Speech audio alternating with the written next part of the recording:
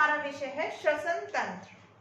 हमारे शरीर में बहुत सारी क्रियाएं होती रहती हैं, उनमें से एक है श्वसन तंत्र यानी कि रेस्पिरेटरी सिस्टम।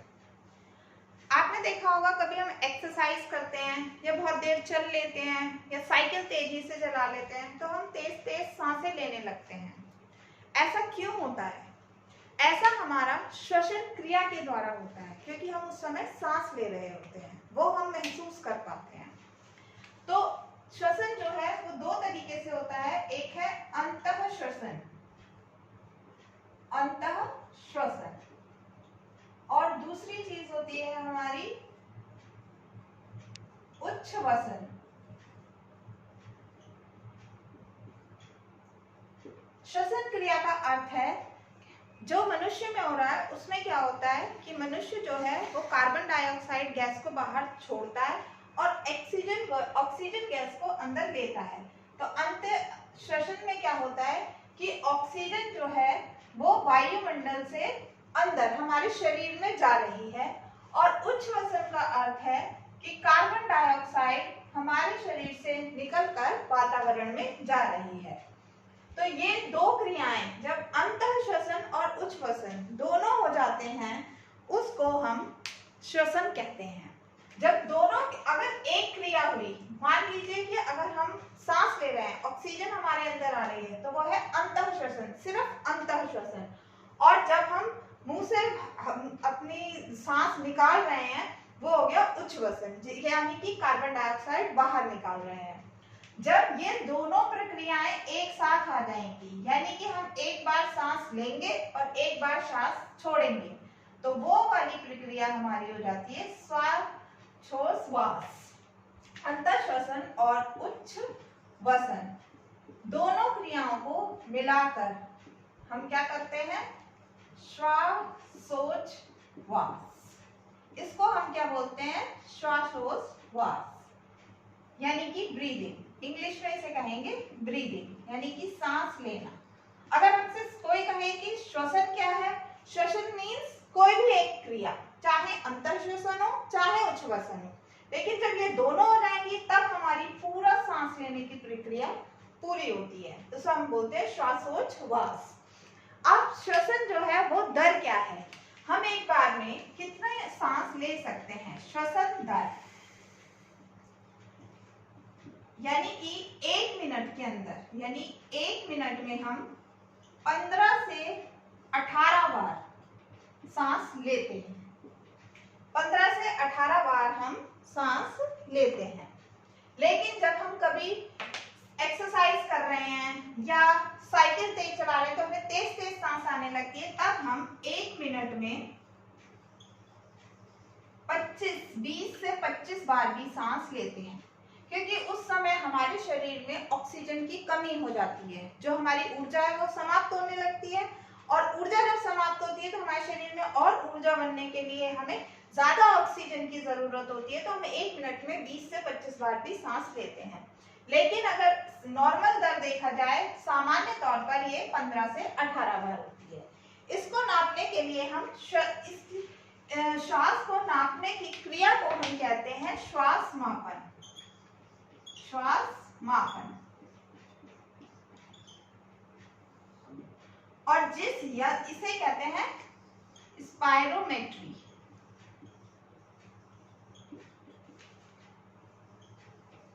और जिस में श्वास को नापने की क्रिया है श्वास मापन, और जिस प्रक्रिया के द्वारा किया जाता है उसे बोलते हैं श्वासी मापक, श्वास मापन यंत्र, यानी कि स्पायरोमीटर।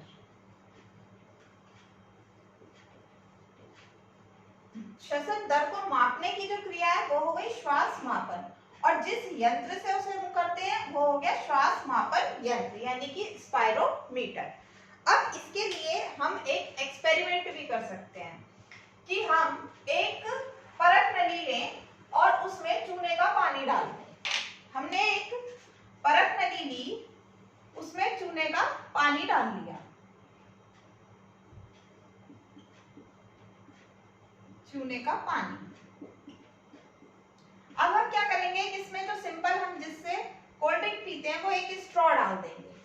इस स्ट्रॉ से हम फूंक मारेंगे तो क्या होगा, हम अपने मुंह से यहाँ से फूंक मारेंगे इसमें तो क्या होगा, ये जो चूने का पानी है ये मिल्की वाइट हो जाएगा, यानी दूधिया रंग का हो जाएगा। तो इससे ये सिद्ध होता है क्योंकि चूने का पानी कार्बन डाइऑक्साइड के साथ रिएक्ट करता है और वो दूधिया रंग का हो जाएगा। तो इसका मतलब यह है कि जब हम सांस छोड़ते हैं तो कार्बन डाइऑक्साइड छोड़ रहे हैं। तो कार्बन डाइऑक्साइड, क्योंकि अगर हमारे मुंह से कोई और गैस निकलती तो ये चूने का पानी मिल्की नहीं होता, यानी कि दूधिया नहीं होता। अब जब हमने सांस छोड़ी तो ये दूधिया रंग का हो गया। तो इसका मतलब यही है कि जब हम सांस छोड़ते हैं तो कार्बन डाइऑक्साइड गैस बाहर निकालते हैं। अब ठीक है, ये क्रिया हमारे शरीर में हो रही है, लेकिन हो क्यों रही है, श्वसन की हमें जरूरत क्यों पड़ती है, ये अब हम पढ़ते हैं कि श्वसन की आवश्यकता, हमें क्या जरूरत है, इसके बिना हम क्यों नहीं जी सकते। हम कहते हैं ना कि अगर श्वास नहीं लेंगे तो हम मर जाएंगे। क्यों मर जाएंगे, क्या काम करता है श्वसन? काम इसका सिंपल है, हमारे शरीर में जब हम खाना खाते हैं श्वसन की आवश्यकता क्यों पड़ती है।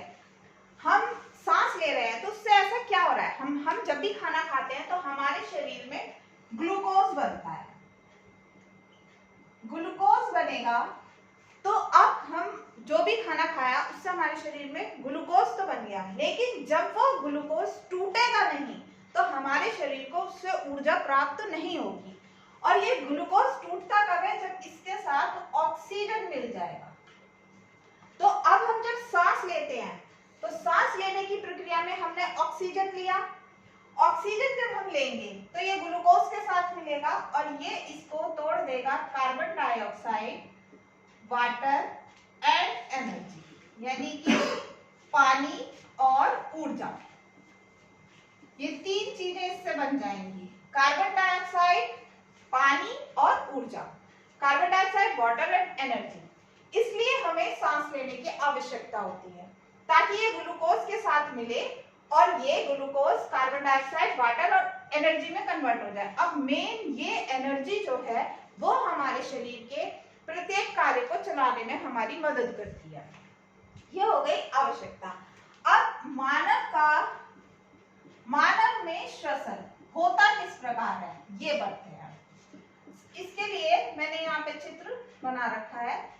ये हमारा सबसे पहले नासा गुहा से शुरू होता है। पहले नासा छिद्र जिनसे कि हम सांस लेते हैं, यानी कि बाहर से ऑक्सीजन हमारे नासा छिद्र से होकर नासा गुहा में जाती है। ऊपर वाला पोर्शन जो है ये है नासा गुहा, जहां पर जाने के बाद ये हमारे मुंह से होती हुई इस नली में जाती है। यहाँ पर पहले मैंने आपको पाचन तंत्र पढ़ाया था, तब बताया था उसमें कि यहाँ पर दो नलियां होती हैं जो हमें सांस लेने में इस्तेमाल की जाती है। उससे जो हमने नाक के द्वारा सांस ली और जो गैस आई वो सारी श्वसन नली के द्वारा नीचे फेफड़ों तक जाएगी। अब हमारे जो फेफड़े हैं ये बहुत ही नाजुक अंग है हमारे शरीर का। अगर इनमें चोट लगे और जैसे कि हम चलते फिरते रहते हैं, कोई सामान उठाते हैं, तो ये इतने नाजुक है कि उसमें ही टूट जाएंगे। इसीलिए हम इसके ऊपर पसलियां होती हैं जिसे हम रिब्स भी कहते हैं।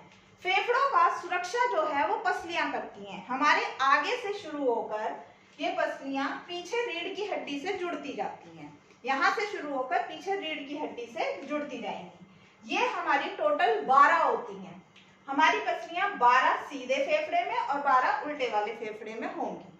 अब ये 12 पसलियों में से 10 पसलियां हमारी आगे से लेके पीछे हमारी रीढ़ की हड्डी तक जुड़ी हुई होती हैं, जिन्हें कि हम ट्रू रिब्स भी कहते हैं।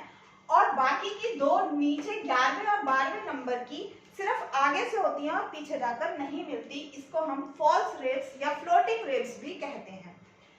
इस तरह से टोटल 12 इधर और 12 इधर 24 संख्या में होती हैं। अब जब हमने सांस ली तो सांस लेने के बाद फेफड़ों में एल्वेलाई प्रेजेंट होते हैं, यानी कि छोटे छोटे गुब्बारे जैसी संरचना होती है। जैसे ही हम सांस लेते हैं इन गुब्बारों में हवा भर जाती है और ये फूल जाते हैं। इसी के साथ में क्या होता है, ये गुब्बारे जैसी संरचना के साथ में छोटी छोटी रक्त वाहिनियां होती हैं। जो इनसे जुड़ी हुई होती हैं। तो जैसे ही हम सांस लेते हैं तो यहाँ प्रेशर बनता है, जिसकी वजह से हमने जो सांस ली उसमें से ऑक्सीजन इस प्रेशर के थ्रू इस नलियों में चली जाती है। जब इस नली में चली जाएगी फिर यहाँ से वो ऑक्सीजन हमारे रक्त में मिल गई, रक्त में ही हमारा ग्लूकोज बन के चला जाता है जब पाचन तंत्र का काम होता है।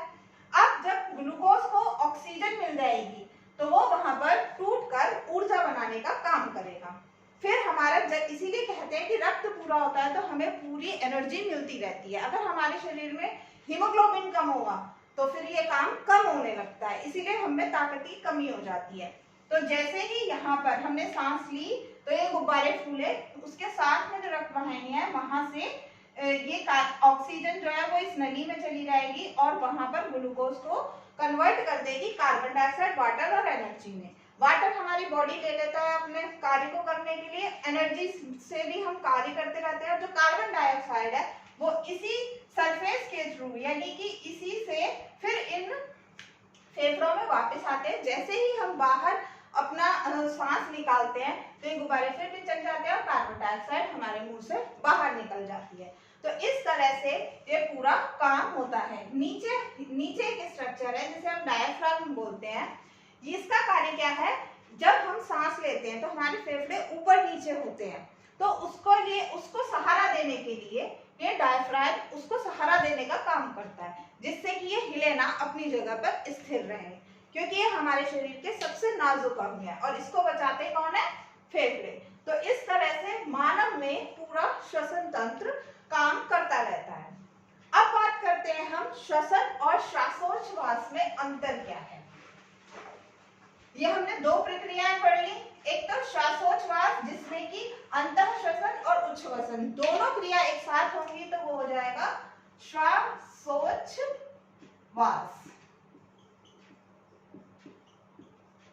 और एक क्रिया हो जाती है हमारी श्वसन। इन दोनों में अब अंतर क्या है, ये एक यांत्रिक क्रिया है। यांत्रिक क्रिया है। यांत्रिक का मतलब इसमें जो है सिर्फ अंतर श्वसन और उच्छ्वसन हो रहा है, यानी कि कार्बन डाइऑक्साइड निकल रही है और ऑक्सीजन अंदर आ रही है और कार्बन डाइऑक्साइड बाहर जा रही है। लेकिन ये एक रासायनिक क्रिया है।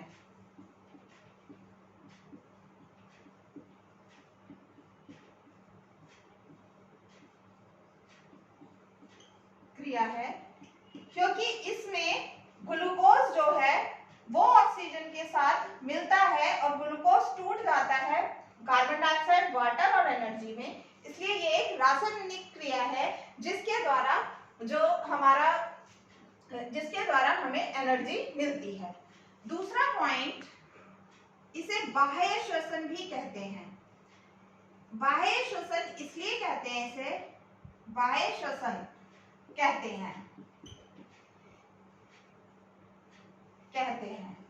क्योंकि ये सिर्फ कोशिका के बाहर होता है, क्योंकि हमारी कोशिका के अंदर नहीं हो रहा। हम सांस ले रहे हैं, हमारे अंदर कार्बन डाइऑक्साइड गई और ऑक्सीजन गई और कार्बन डाइऑक्साइड बाहर निकली, तो ये कोशिका के अंदर नहीं हो रहा, कोशिका के बाहर ये प्रोसेस चल रही है, इसलिए इसे बाह्य श्वसन कहते हैं। और इसे कोशिकीय श्वसन कहते हैं क्योंकि ये कोशिका के अंदर हो रही है। क्योंकि मैंने अभी आपको बताया कि जो गुब्बारे नुमी संरचना जो एल्वियोलाई था, वहां वो कोशिकाओं से मिलकर बना हुआ है और वो कोशिकाएं रक्त वाहिनियों से जुड़ी हुई होती है, जिससे कि एक कोशिका से दूसरे कोशिका में कार्बन डाइऑक्साइड और ऑक्सीजन आवागमन करती रहती है।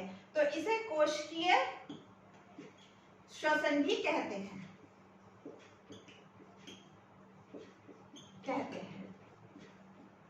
तीसरा अंतर इसमें ये होता है कि इसमें ऊर्जा नष्ट होती है,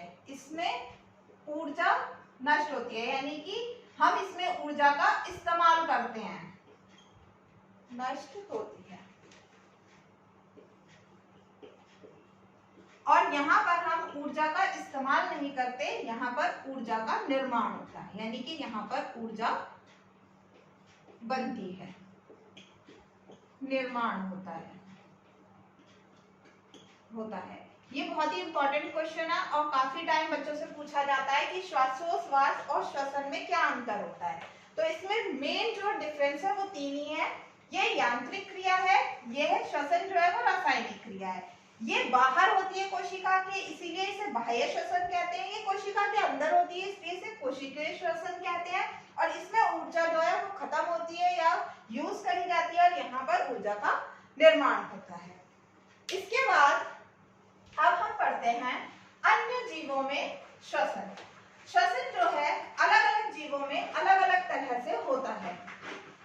ये अभी तक हमने पढ़ा मानव में किस तरह से होता है। अब कई तरह के जीव जंतु हमारी पृथ्वी पर पाए जाते हैं, एक कोशिकीय, बहुकोशिकीय, तो सब में अलग अलग अंग होते हैं इसके लिए और अलग अलग उसके द्वारा सांस ली जाती है। अन्य जीवों में श्वसन। अब हम जानेंगे कि और जीवों में श्वसन किस प्रकार होता है। श्वसन, अब सबसे पहले बात कर लेते हैं एक कोशिकीय। एक कोशिकीय जीव क्योंकि बहुत छोटे होते हैं, एक कोशिका से मिलकर बने होते हैं जीव, इसमें क्या होता है कि ये सिर्फ सतह से यानी कि त्वचा की सतह से सांस लेते हैं। एक कोशिकीय जीव में क्योंकि वो एक ही कोशिका से बने हैं तो उनमें इतना ज्यादा स्ट्रक्चर नहीं बना हुआ होता, तो ये सिर्फ त्वचा के द्वारा यानी कि त्वचा से सांस लेते हैं। फिर बहुकोशिकीय जीव। बहुकोशिकीय जीवों में अलग अलग संरचनाएं अलग अलग जीवों में पाई जाती हैं। जैसे मनुष्य है, वह भी बहुकोशिकीय जीवी है, तो इसमें फेफड़े होते हैं सांस लेने के लिए। लेकिन बहुकोशिकीय जीव केंचुआ, केंचुए में क्या होता है, केंचुआ जो है वो भी अपनी त्वचा से सांस लेता है। बाकी सारे बहुकोशिकीय जीवों में ऑर्गन होता है यानी कि अंग होते हैं, जैसे हमारे में फेफड़े होते हैं। इसके बाद कॉकरोच, कॉकरोच व अन्य कीट, इनमें इनकी त्वचा के अंदर श्वास रंध्र होते हैं। कई श्वास रंध्र पाए जाते हैं जिसके द्वारा ये सांस लेते हैं, यानी कि छेद होते हैं त्वचा पर ही जिसके द्वारा ये सब सांस लेते हैं। तो जो भी कीड़े मकोड़े हुए या कॉकरोच हो गया। इसके अलावा मेढक जो होता है, मेढक क्योंकि पानी में भी रहता है और जमीन पर भी रहता है, तो ये जब पानी में रहता है तो त्वचा से सांस लेता है और जब यह जमीन पर रहता है तो ये फेफड़ों से सांस लेता है। अगर मेढक को देखा जाए तो इसकी संरचना बिल्कुल मनुष्य की तरह ही होती है, इसमें भी फेफड़े होते हैं। तो जब ये जमीन पर होता है तो फेफड़ों के द्वारा सांस लेता है, लेकिन अगर ये पानी के अंदर है, क्योंकि पानी में भी रहता है और बाहर भी रहता है जमीन पर, तो जब पानी में होगा तो त्वचा के द्वारा सांस लेगा। ऐसे ही मछली, मछली जो है उसमें एक विशेष संरचना पाई जाती है। मछलियों में परतें होती हैं जिसको कि हम फ्लैप लाइक स्ट्रक्चर होता है, जिसको हम क्लोम बोलते हैं, क्लोम या इसको गलफड़े भी कह देते हैं। तो एक विशेष संरचना के द्वारा गलफड़े, जिसके क्लोम या गलफड़े जिसके द्वारा मछली सांस लेती है। मछली जो है वो गलफड़ों के द्वारा या क्लोम के द्वारा सांस लेती है, क्योंकि इनके पास एक विशेष अंग होता है। इसी के पानी में से जैसे ही हम बाहर निकालते हैं फड़फड़ाने लगते हैं, क्योंकि इनके गलफड़े जमीन पर सांस लेने में के काबिल नहीं होते, ये सिर्फ पानी में ही सांस ले सकते हैं, इसीलिए मछली गलफड़ों के द्वारा सांस लेती है। इसके बाद हम बात करते हैं पौधों में श्वसन। इतना सबको समझ आ गया होगा। अब इससे आगे हम बात करते हैं कि पौधों में श्वसन किस प्रकार से होता है। पौधों में भी सेम जैसे मनुष्य में है उसी तरह से होता है, लेकिन इसका जो अंग है वो अलग है। पौधों में श्वसन,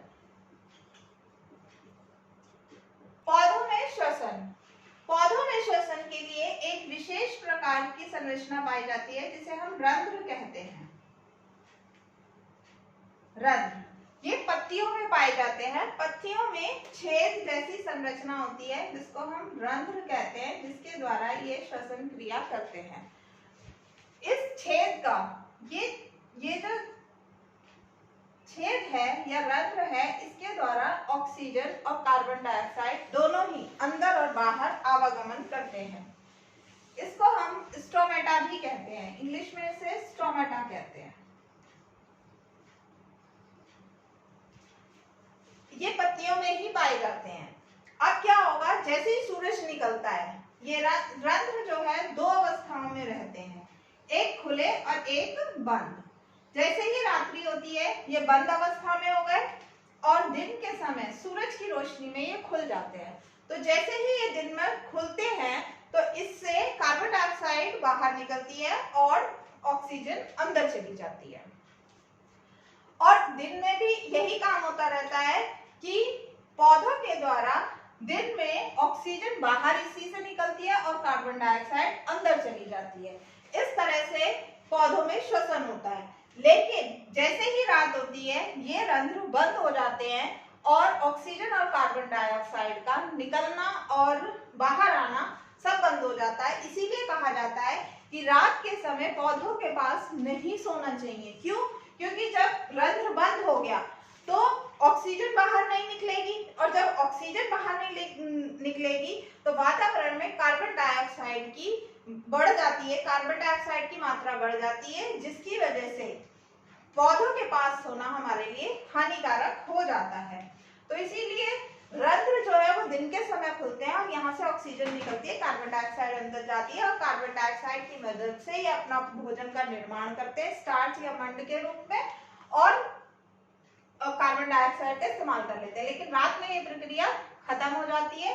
रात में जो ये दिन भर में खाना बनाते हैं उसी को यूटिलाइज करते हैं या उसका उपयोग करते हैं।